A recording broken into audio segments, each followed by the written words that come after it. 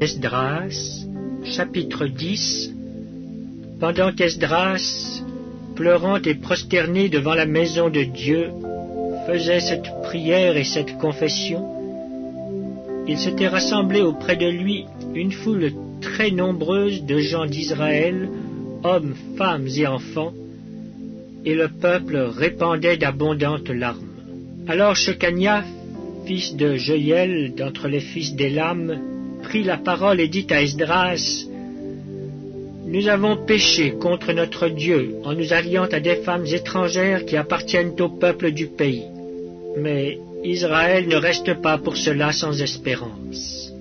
Faisons maintenant une alliance avec notre Dieu pour le renvoi de toutes ces femmes et de leurs enfants, selon l'avis de mon Seigneur et de ceux qui tremblent devant les commandements de notre Dieu, et que l'on agisse d'après la loi. Lève-toi, car cette affaire te regarde. Nous serons avec toi. Prends courage et agis. » Esdras se leva, et il fit jurer aux chefs des sacrificateurs, des Lévites et de tout Israël, de faire ce qui venait d'être dit. Et ils le jurèrent. Puis Esdras se retira de devant la maison de Dieu, et il alla dans la chambre de Jochanan, fils d'Eliashib. Quand il y fut entré, il ne mangea point de pain, et il ne but point d'eau, parce qu'il était dans la désolation à cause du péché des fils de la captivité. On publia dans Juda et à Jérusalem que tous les fils de la captivité eussent à se réunir à Jérusalem, et que, d'après l'avis des chefs et des anciens, quiconque ne s'y serait pas rendu dans 3 jours aurait tous ses biens confisqués, et serait lui-même exclu de l'assemblée des fils de la captivité. Tous les hommes de Juda et de Benjamin se rassemblèrent à Jérusalem dans les 3 jours. C'était le 20e jour du 9e mois.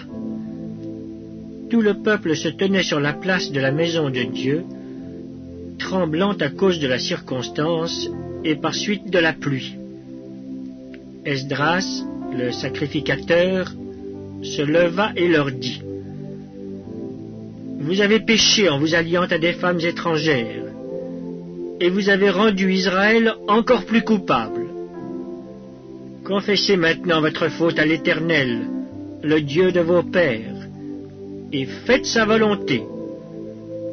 Séparez-vous des peuples du pays et des femmes étrangères. » Toute l'assemblée répondit d'une voix haute: « À nous de faire comme tu l'as dit. » Mais le peuple est nombreux, le temps est à la pluie, et il n'est pas possible de rester dehors. D'ailleurs, ce n'est pas l'œuvre d'un jour ou 2, car il y en a beaucoup parmi nous qui ont péché dans cette affaire. Que nos chefs restent donc pour toute l'assemblée.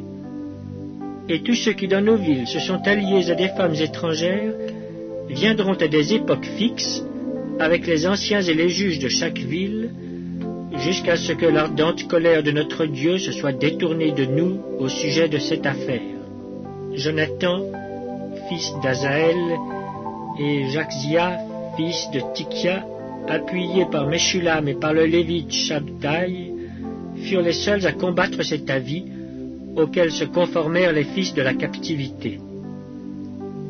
On choisit Esdras, le sacrificateur, et des chefs de famille selon leur maison paternelle, tous désignés par leur nom. Et ils siégèrent le 1er jour du 10e mois pour s'occuper de la chose.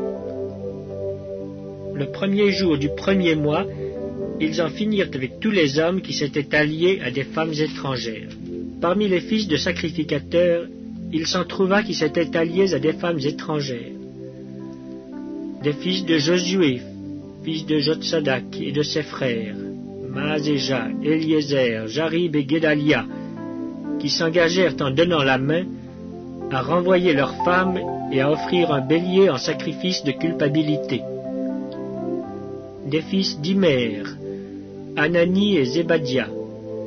Des fils de Harim, Maaséja, Éli, Shemaéja, Jéhiel et Ozias. Des fils de Pashur, Eljoénaï, Maaséja, Ismaël, Nethanéel, Josabad et Éléasa. Parmi les Lévites, Josabad, Shimei, Kélaja ou Kélita, Pétakia, Juda et Eliezer. Parmi les chantres, Eliashib. Parmi les portiers, Shaloum, Télem et Uri.